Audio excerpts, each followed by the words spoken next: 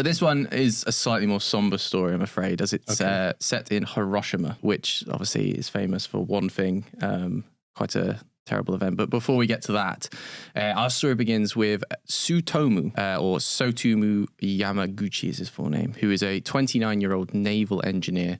And he spent the summer in Hiroshima working on an oil tanker.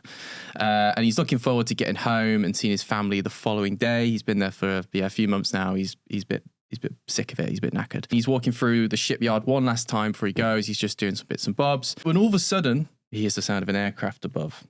And I think I know you know where this is going. There was a huge explosion. Yamaguchi was sent flying across the yard and into a nearby potato patch, of all places. So yeah, he'd gone blind temporarily, and he'd lost his hearing for a bit as well. So he was not in a good way. And he's sort of wandering around this yard, and he sees this huge mushroom cloud once his eyesight comes back, and he has no idea what's going on. The next morning, all of a sudden, word gets out that somehow the train station is running in Hiroshima. Now, there's a joke in there for... they can run it and we can't run it because there's a slight wind. Get to the train station, and remarkably, trains are running. And more specifically, the train to their hometown is running.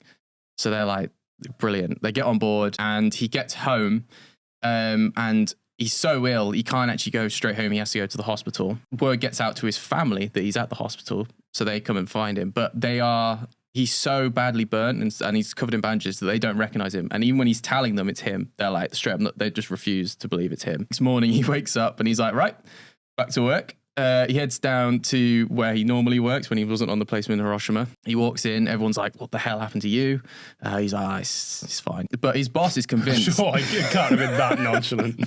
His boss is like, convinced that he was not at Hiroshima. He takes him into this like boardroom with like all the other bosses, and he's basically just going through exactly what happened, because they've heard about the bomb, but they can't believe that a single bomb would like wipe out a whole city. I left out one very crucial detail, and that was I didn't tell you the name of his hometown, which was Nagasaki. All of a sudden, there's another burst of light. The room around him explodes. Everyone's sent flying. He's sent flying once again, not into a potato patch this time, but into another room. For the second time in 3 days, Yamaguchi had experienced a nuclear explosion.